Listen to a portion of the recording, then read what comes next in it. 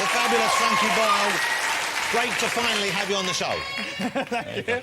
I thought you'd have pushed the boat out a bit more with Puff Daddy being on the show. Well, it's not Puff Daddy anymore, he's Diddy. Well, Diddy sat back there in the green room and we've got a big bowl of miniature heroes. I'm sat there, what are we bound to, Puff Daddy? Well, I don't know if you noticed, but we're in the middle of a recession, Frankie Boyle. And you're setting the tone. Yeah, I'm holding back on the sweets for the future. Let me just clear something up, though. I mentioned you being Fubo, I said. Frankie Boyle, but you're not related to Susan Boyle, are you? No, I'm not. I read Frankie's book. I got it last year for Christmas. It was a brilliant, funny book, but there's some photographs in it which are just as funny. Here's a picture of Frankie as a boy. You tell me if you don't think this could have grown up to be Susan Boyle. The whole thing of people getting fascinated with talent shows just... Do you not find that depressing? That's what our grandparents used to watch. I know, I quite watched some of them. I don't watch them anymore so much, but I did watch when they first started with the X Factor and all that. I quite liked it, but now I do feel like it is like people are just laughing at people they shouldn't be laughing at in the early stages. You know? Oh, that's the bit you like. I see. Are you on his Christmas card list? I love Andrew Lloyd Webber, though. I find him charming, and I think he's sweet on TV because he's not putting himself forward as a heartthrob. He would be charming in a fairy story, as someone trying to steal a baby from a princess. On reality? This is reality. That's horror.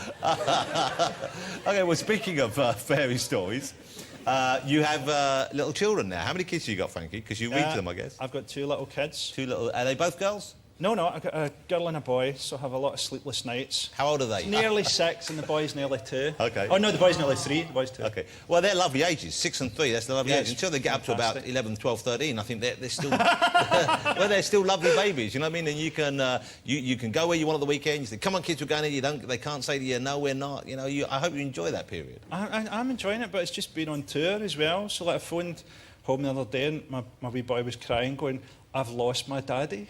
I've been on tour for like 3 months. Are you sure the mum didn't tell him who the real father was? No, I think in many ways it's a good time now to fake my own death and cut him loose forever. I love the title of Frankie's tour. First of all, the title of his book. I don't know if you... how many people got Frankie's book? Did any of you read Frankie's book yet? OK, we might... 2 people. We might have said... But after this, hopefully a lot more. I really laughed. I mean, I really laughed. And I read a lot of kind of books that people I know have written or people who are famous and I'm going to interview them, but it really made me laugh out loud. What was the title? Even the title I love. What was the title of it again? It was called My Life So Far. There's an honesty in that. Yeah. And then the title of the tour I love as well, the new tour, which is... There's an honesty in that as well, which is I would happily punch every one of you in the face. You don't actually feel that way about your fans, do you? No, if I could, I'd run them all over with a truck. But you're not... No, they're all right. They're good crowds, they're good crowds, but ugly. But good. So you attract an ugly audience, you think? I think my ugliness attracts an ugly audience. I don't think you're an ugly man. I didn't say you were an attractive man, but I think you're in that exact middle zone between the two. But the audience, I mean, the audience look like Jim Henson's workshop. I feel like putting out a public service announcement at the start of the show saying, in the event of a fire, you will all end up better looking.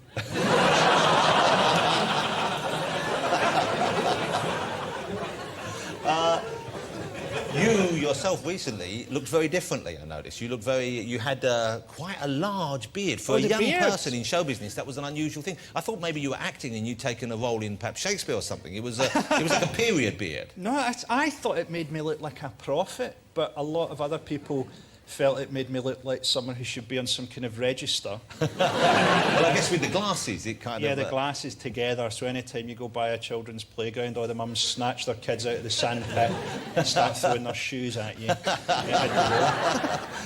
Let me ask you about Mock the Week. What happened there? Mock the Week is a big, successful TV show here on the BBC, and you know, some very funny people on it, but you were always one of my favourites on it. Thanks, and then you walked. Was that over the flack you got over some of the jokes? Was that why you left? No, I think there was like... They were definitely getting to the point where they fought to get jokes on every week, and obviously had to fight to get the stuff I said on every week.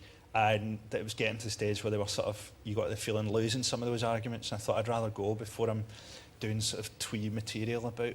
Wouldn't it be funny if you tickled a badger? So there were... Got to laugh though. But so they were clamping down a little bit on the edgier material, if we use that. Yeah, they stopped me doing the stand-up and stuff, and I thought, well, that's a good point to sort of leave it at. And then on the last episode that I was supposed to do, I thought I'd had a heart attack. So there was an ambulance on standby for a stunt they were doing on Blue Peter. So I got whisked off to hospital in an ambulance. So during the show, you thought you'd had a heart attack? Just before the show started, and they had to get the warm-up guy in to do my bit. I got taken off in an ambulance, and it turned out that I actually had what they described as a torn man boob. A torn man Which is quite a tragic thing to hear a senior cardiologist take time out of his day to angrily tell you have. A torn man boob. He didn't even use whatever the proper scientific term is. He wanted to really humiliate you by referring to your breasts as man boobs. Your chest area. Yeah. How do you tear a man boob? How do you do that? What were you doing that you tore your man boob? I'd been doing push-ups after watching the film Bronson, which is a great film. I decided I would get myself into prison shape. I'd actually torn and what you one of my actually did tits. was you tore a man tit and were taken off in the Blue Peter ambulance. About as far from being Bronson, the caged beast, as it's possible to be. It was about as humiliating as it could have possibly been, without being airlifted out on a stretcher while they played the theme tune from MASH, and my face got dragged against the studio window. So, you walked for Mock the Week. Yeah. Are you doing anything else like that? Are you going to do another panel show? Are you going to... No, I'm doing a show that's sort of stand-up and sketches called Tramadol Nights. I don't know if you know Tramadol. It's like a lithium type thing, isn't it? It's like a heavy morphine-based painkiller, which my writing partner took for 2 weeks and lived in his house in his pants, thinking that his ex-wife still lived with him. So your writing partner, Yeah. a heavily self-medicated individual with a series of broken relationships behind him, Yeah. and you have sat down to do, no doubt, a cheery family sketch show. It's pretty horrendous. Yeah, catch it first time, because it ain't coming back. I almost hesitate to ask, but I heard there was another title for the series at one stage. Yeah, it was originally called Deal With This. And for some reason, they just felt... I don't know, maybe advertisers or something would get put off. Deal with this. It sounds very pushy, doesn't it? Yeah, well, deal with this initially sounds like it could be like, you know, like there'd be a banker involved in Noel Edmonds. Oh, not him. God, he horrifies me more than Lloyd Webber. If I wanted to sit around watching people open empty boxes all day, I'd spend Christmas morning at Kerry Katona's house. Oh, dear. Oh, dear. Now, is this true, Frankie? I've heard that you're going to give up stand-up, that you're going to give up stand-up touring. No, what? No, this sounds ridiculous, because it's, A, your job, is what you do, and also you do it well, and you have a big fan base. I would have thought that you'd want to keep doing it. It's very unusual someone gives up something like that.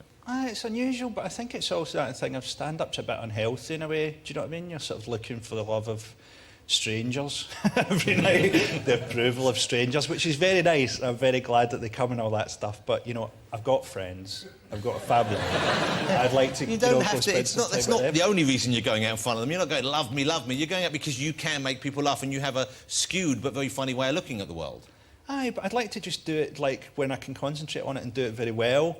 And then stop before I sort of, you know, that thing when you get past 40 and you start doing routines about your nasal hair. Or I thought I'd just try and do it all well and then go. So you might come back then, I guess, if you're going to take some time off, or is your intention not to return to I don't think I would do stand-up again. You look a bit like, I hope you don't mind me saying this, but you look a bit like your ears have been put on upside down, because the bit at the bottom is quite fat. And I was actually born with what's called bat ears. Really? So I was born with ears that just came out like this. Oh, like the big ears? Like yeah. Well, that's a thoughtful way of putting it. Yeah. That's a thoughtful way of describing a genetic deformity. Bat ears sounds like something you would say to someone to upset them. You got bat ears. That's what it used to be called. But basically, I got the whole sort of ears constructed, but it was basically this surgeon did it on the sly. He literally did it in his spare time. He was like a backstreet ear surgeon. Well, he was a good surgeon, but literally one of my school teachers when I was a wee boy knew him, and he was supposed to do these bits and sort of tuck them in and stuff, but he died. He died before he could finish the ears. So was there only one ear surgeon in the Gorbals? there was none. I had to go somewhere else. So you're half finished? I'm half finished deals. Well, well, would you like, if you don't... look, I've done a lot of work with Comic Relief. I'm sure I could get some money out of them to get them finished for you if you want. We could have a whip round right now if you want. Have Billy Connolly doing an appeal for me, that'd be fantastic. Look at his terrible ears. This child was having an ear operation and the surgeon died halfway through. By my standards, Frankie, that's world class. It's really great to have you on the show finally. I think you're a tremendously gifted comedian. Thanks, man. Thanks for Yeah, having and I me. hope you keep doing it, but if you don't, who cares really? Let's be honest, there's plenty more out there. You know what I'm talking about. Thanks, man. Yeah, it's Frankie Boyle, ladies and gentlemen, Afternoon by Name. Frankie Boyle.